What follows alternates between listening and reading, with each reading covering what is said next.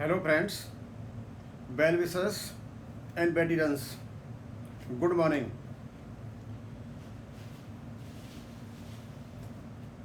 कल मैंने एक वीडियो डाला था कि भूतपूर्व सैनिक सड़कों पर उतरकर आपका मान सम्मान ना खोएं, और मैंने संयुक्त किसान मोर्चा का उसमें जिक्र किया था।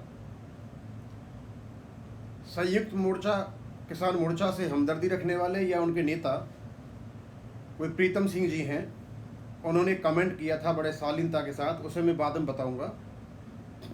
और मेरे कुछ और भी कमेंट्स हैं। सवेरे सवेरे जब मैंने अपने मोबाइल खोला तो एक श्रीमान जी ने बड़ा ही मज़ेदार कमेंट किया। लगता है मेरी बातें अब इनको चुभने लगी हैं। मैंने उसमें कहा था कि भारत सरकार जब OROP 2 लागू करे तो कम से कम गोल्डन मीन का ध्यान रखे।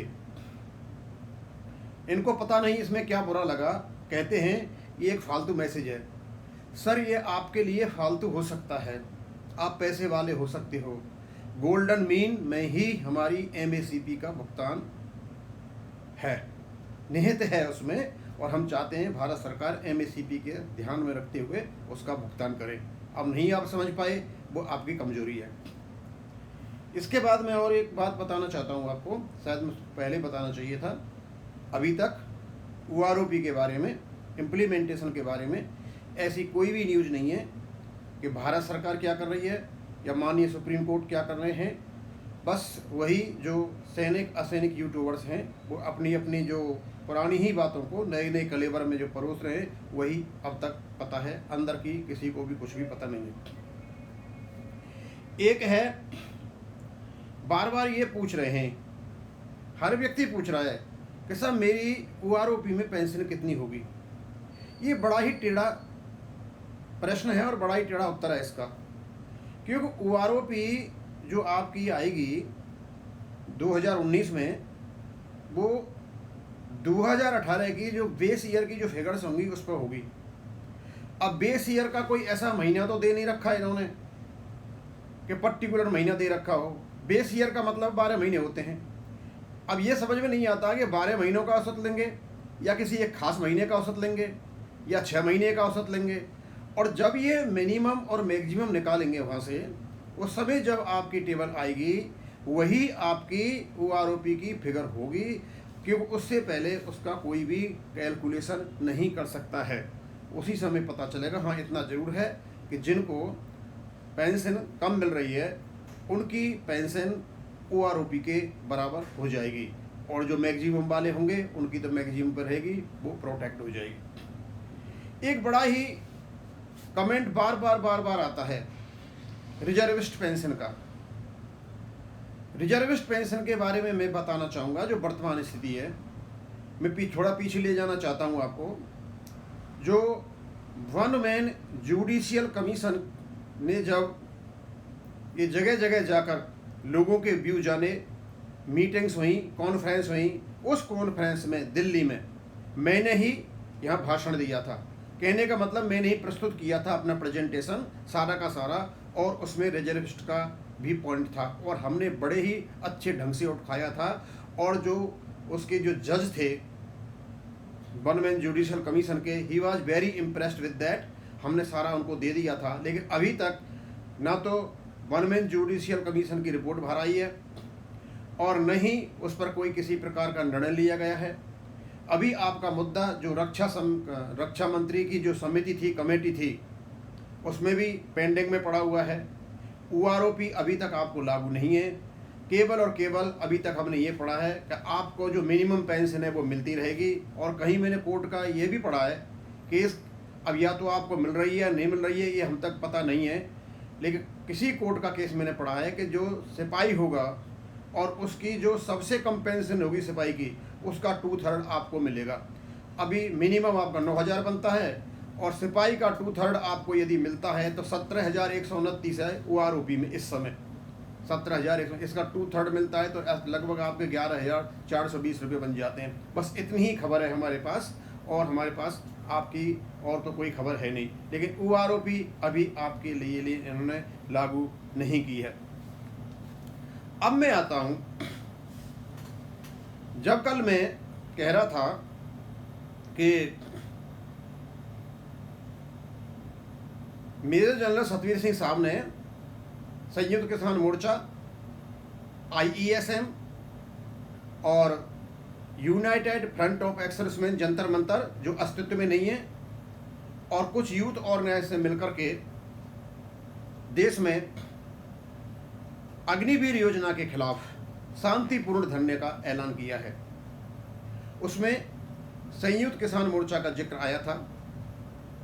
हमने अपने भाइयों को, अपने सैनिकों को, भूतपूर्व सैनिकों को कहा था कि आप थोड़ा दूर रहें ऐसे एजिटेशन से, क्योंकि आप कहीं फंस न जाएं और आपकी पेंशन भी जाती रहे।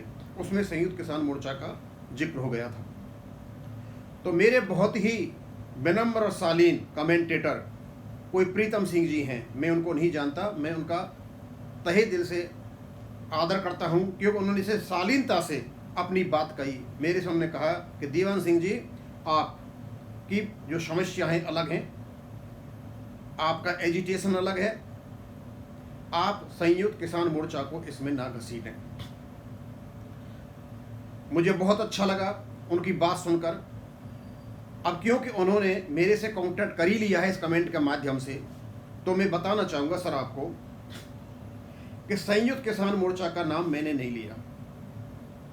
हमारे ही कुछ भूतपूर्व सैनिक OROP 2 के इम्प्लीमेंटेशन को रोकने के लिए 6-7 साल से जंतर मंतर पर बैठे हुए हैं।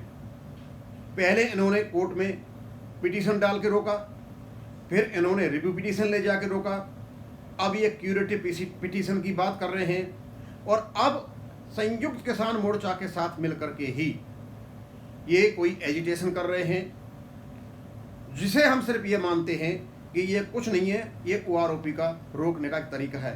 अब सारा जिस भी पद पर हैं संयुक्त किसान मोर्चा की आप ओर से आप बोल रहे हैं, तो आप ये देखें कि इनसे किन लोगों ने, आपके लोगों ने संपर्क किया है और ये एजिटेशन कर रहे हैं। और यदि एजिटेशन आप करना चाहते हैं तो सर खूब करें, लेकिन आप उससे पहले बड़ी विनम्रता के साथ कह रहा हूँ, आप हमारी बात सुनें सर। सर आर्मी में चाहे तो सर सेवारत हैं या सेवानिवृत्त हैं, जो सैनिक हैं 85% किसानों के बेटे हैं। ये एग्रीकल्चर पृष्ठभूमि से आते हैं। ये अपने जीवन का बलिदान करते हुए इस देश की सेवा करते हैं। हम चाहते हैं कि इनको OROP 2 मिल जाए। इनको किसी न किसी हथकंडे से इस OROP 2 को, इम्प्लीमेंटेशन को वो लोग रोक रहे हैं जो जंतर मंतर पर बैठे हुए हैं, और एक खास किस्म के पॉलिटिकल ऑर्गेनाइजेशन को ये सहायता कर रहे हैं। सर मैं आपसे कहना चाहूँगा, आप हमारे हैं, हम आपके हैं, हम भी किसान हैं, हम भी किसानों के बेटे हैं। आप ये बताइए, जो संयुक्त किसान मोर्चा में जो किसान हैं, कोई हमारा परदादा होगा, कोई हमारा दादा होगा, कोई पिता समान होगा, कोई पिता होगा, कोई बेटा होगा, कोई भाई होगा। सर आप ये बताइए, क्या आप नहीं चाहोगे कि आपके ही बेटों को, जो OROP 2 को रोका जा रहा है, हमें मिले? क्या आप नहीं चाहोगे कि आपके बेटों पर थोड़ी सी भी तकलीफ आती है तो एक पिता पूरी जोर से जान लगा देता है और अपना सर्वस्व न्यौछावर कर देता है? यदि हमारे ही किसान इन जंतर मंतर पर बैठे लोगों का साथ देकर हमारी OROP को रुकवाएं तो सर दुख तो होगा ही, और फिर हमारे ही लोगों को अटका करके, हमारे लोगों को उलझा करके इस प्रकार की बातें करें तो फिर तो सर दुख का कारण बनता है। हम आपसे विनम्र प्रार्थना करते हैं कि क्योंकि आपका संयुक्त किसान मोर्चा का नाम उस ऑर्गेनाइजेशन में आया था जो हमारे भूतपूर्व सैनिक जंतर मंतर पर बैठे हुए हैं, इसलिए आपका नाम आया था। अदरवाइज हम आपका बहुत सम्मान करते हैं, आपके संयुक्त किसान मोर्चा का भी सम्मान करते हैं, हमें उनसे कोई मतलब नहीं है किसी प्रकार का, और न हम नाम लेना चाहेंगे। लेकिन साथ में यही बताना चाहेंगे कि ये जिस United front of ex-serviceman Jantar Mantar की बात कर रहे हैं, ऐसा कोई भी ऑर्गेनाइजेशन जंतर मंतर पर अस्तित्व में नहीं है। ये केवल OROP के लिए 2015 में आया था और उसी समय ये खत्म हो गया था। इसको यहाँ पर गलत प्रसारित किया जा रहा है। रही यूथ ऑर्गेनाइजेशन की बात, तो ऐसे यूथ ऑर्गेनाइजेशन तो हर यूनिवर्सिटी में पॉलिटिकल विंग्स के लोग काम करते हैं, वहाँ से मिल ही जाएंगे, वहाँ उनकी कोई कमी नहीं है। लेकिन हम आपसे फिर कहना चाहेंगे, यदि आप मेजर जनरल सतवीर सिंह के साथ अग्निवीर योजना का नाम लेकर एजिटेशन करते हैं तो सर खूब करें, हमारी ओर से आप फ्री हो। लेकिन साथ में हम ये भी चाहेंगे कि मेजर जनरल सतवीर सिंह साहब को बताएं कि ये किसानों के बेटे हैं, ये रिटायर हुए हैं और ये बहुत दिन से कह रहे हैं कि सर इन पॉइंटों को भी उठाइए कि equal MSP minimum military service पे हो, इक्वल डिसेबिलिटी हो, इक्वल अलाउंसेज इन फील्ड सर्विसेज हो, और जो भी समान कार्य के लिए समान वेतन या पे दिया जाता है वो समान हो। इस प्रकार के बिंदु भी आपके एजुकेशन में इंक्लूड कराए जाएं। यदि इनको इंक्लूड नहीं करते हैं तो हम आपसे प्रार्थना करेंगे कि आप ऐसे आयोजनों को, ऐसे लोगों के साथ नहीं जाएं। हम केवल यही मान के चलते हैं ये केवल और केवल हमारी OROP2 के इम्प्लीमेंटेशन को रोकने का एक प्रयास है। तो हम नहीं चाहते कि आप इस प्रयास में शामिल हो, क्योंकि आप हमारे हो, हम आपके बेटे हैं। ये सारे के सारे 85% से ज़्यादा जो किसानों के बेटे आर्मी में हैं या सेवानिवृत्त हैं वो आपके ही हैं, आप में ही रहते हैं। पूरे देश में जाइए, पूरे देश से आप राज्यों में जाइए, आप डिस्ट्रिक्ट में जाइए, आप तहसील में जाइए, गाँव में जाइए, घर घर जाइए, आपको आपके बेटे ही मिलेंगे आर्मी में सेवा करते हुए, देश की सेवा करते हुए। इनको आप OROP2 का जो रास्ता है साफ होने दें, और आप इनके साथ जाते हो तो इनको बताइए कि आप इसमें अड़ंगा नहीं हलाएं और ये क्यूरेटिव पिटीशन भी नहीं डालें। अदरवाइज ये क्यूरेटिव पिटीशन नहीं डालते तो अब तक हमारा भुगतान हो गया होता माननीय सुप्रीम कोर्ट के आदेश के अनुसार। केवल और केवल इनकी जो रिव्यू पिटीशन थी उसने हमारे इम्प्लीमेंटेशन को रोक रखा है। हम आशा करते हैं और हम विनम्र अनुरोध करते हैं आपसे कि हमसे कोई गलती हो तो माफ़ करना। हम आपका नाम नहीं लेना चाहते थे क्योंकि आपका जिक्र आया था वहाँ पर, इसलिए हमने आपका नाम लिया था। मैंने सोचा आपसे जब कांटेक्ट हो ही गया है तो मैं आपसे बात कर लूँ। हम बहुत ही शालीन हैं, बहुत ही विनम्र हैं, हम बहुत ही कर्टियस हैं, हम आपका बहुत ज़्यादा आदर करते हैं क्योंकि आप हमारे हो और हम आपके हैं। थैंक यू, धन्यवाद।